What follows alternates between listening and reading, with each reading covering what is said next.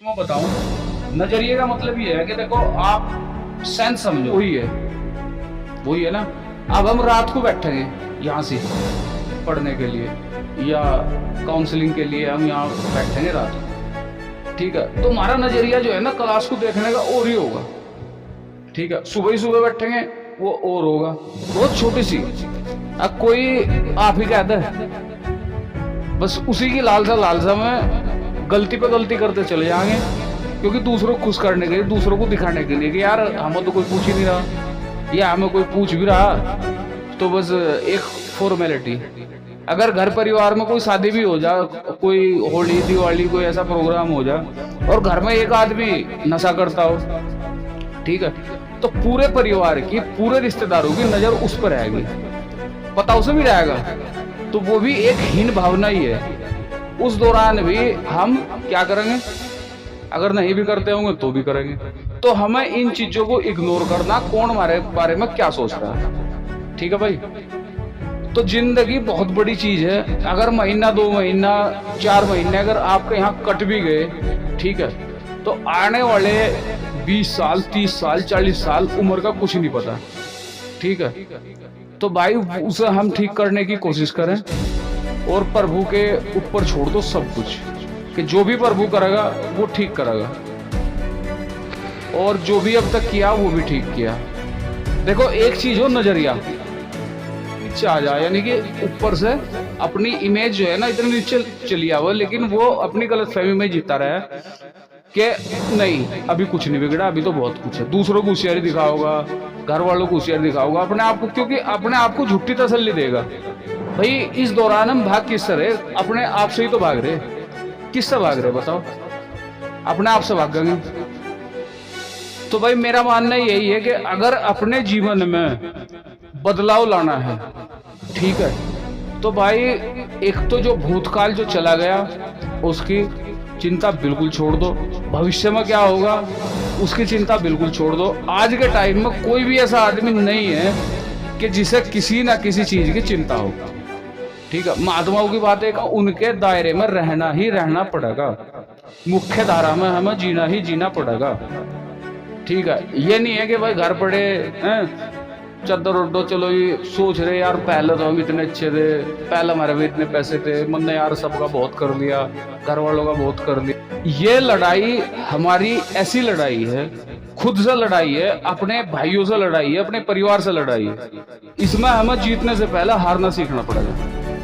हम जीत नहीं सकते जब तक हम एडिक्शन में रहेंगे, तब तक। अगर हम जीत भी गए तो आप सोचो किस स्टेज पर जाकर जीतोगे, या तो उनसे लगोगे बट्टोगे, या उनके हाथों मर के बट्टोगे, या उन्हें मार के बट्टोगे, ठीक है। तो अच्छा यही है कि भाई अपनी लड़ाई को इसे हार मान के चलो, क्योंकि ये अपने घर वालों से लड़ाई है, अपने परिवार से लड़ाई है, ना कि किसी कोई अनदर, यानी कि किसी कोई पड़ोसी के अड़ोसी के साथ कोई लड़ाई नहीं है। उसके बाद हमारी अपनी लड़ाई है, हम अंदर से कैसे लड़ें, क्योंकि अपने आप से लड़ना भाई इस बीमारी के दौरान।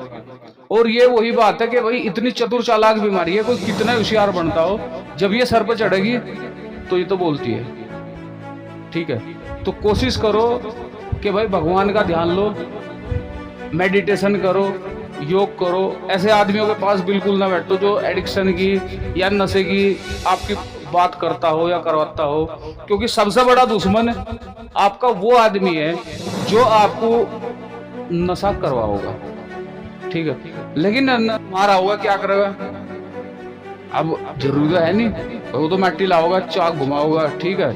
अब उसकी वही आकृति, उसे चाहे हम घड़ा बना लो, चाहे कसोरा बना लो, मिट्टी का कोई भी बर्तन बना लो, ठीक है। तो हम अपनी मिट्टी के खुद स्वयं कुम्हार हैं। ये समझो कि अगर अपने आप को तराशना है तो कुम्हार एक बहुत बड़ा एग्जाम्पल है, ठीक है। अगर आप चाहोगे तो घड़ा बनना, तो उसके लिए ऐसा नहीं है कि भाई मिट्टी धर ली अर्जी बन जाएगा, नहीं, उसके लिए चाक भी घुमाना पड़ेगा, ठीक है। उसके लिए थोड़ा सा उंगलियों को आकार भी देना पड़ेगा। उसके बाद जब घड़ा बन जाएगा, ठीक है, तो उसमें आप पानी डालिए तो घड़ा फूट जाएगा, लेकिन उसे फिर पकाना पड़ेगा हमें भाई साहब। अगर किसी कोई भी प्रतिभा हमें बिल्कुल उसके लायक बनना किसी भी प्रतिभा के लिए, क्योंकि बहुत से लोग ये बात सोचते हैं कि जी मैं तो MBA करके आया, इतने अच्छे नंबरों से मैं पास हुआ, मैं DM बन जाऊं, मैं फलाना बन जाऊं। भाई साहब वो तो क्वालिटी हमें खुद पैदा करनी पड़ेगी ना। एक DM का मतलब है कि पूरे जिले को संभालना, आज को भी अच्छे से अच्छा बनाना, और इस बात का सदा ध्यान यकीन करूंगा कि मेरा गुजरा हुआ कल और आने वाला कल दोनों ही ईश्वर की देखभाल में है।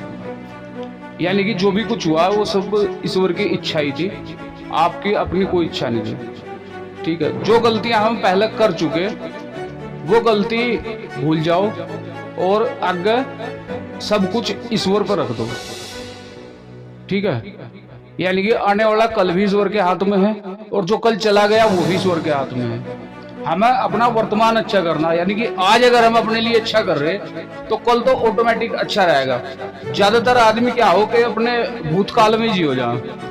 ठीक है कि जी ना मैं तो जब अच्छा था, पहले अच्छा था 1 साल पहले, या फिर भविष्य में इतने आगे चले जाएंगे कि नहीं नशे के दौरान या कोई भी एडिक्शन के दौरान हम अपने आप को सुपीरियर महसूस करेंगे कि भाई नहीं अब नहीं, अभी तो नवंबर चल रहा है, अक्टूबर चल रहा है, जनवरी में हो सके कुछ बदलाव हुआ, लेकिन नहीं, ऐसा कुछ नहीं होता।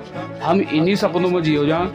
ठीक है, लेकिन अगर हम अपने आज को अच्छा कर लें, ईश्वर को बिल्कुल समर्पण कर दें, समर्पण में ही जीत है। ईश्वर के लिए, अपने लिए ईश्वर से ये प्रार्थना करो कि जो पहले भूतकाल में बीत चुका और जो मेरा भविष्य होगा वो सब ईश्वर के अधीन है। यानी कि जो भी कर रहा है वो प्रभु कर रहा है, जो भी हुआ वो अच्छा हुआ। ठीक है, अपने वर्तमान में खुश रहते हुए जियो, यही एनए का तीसरा कदम है।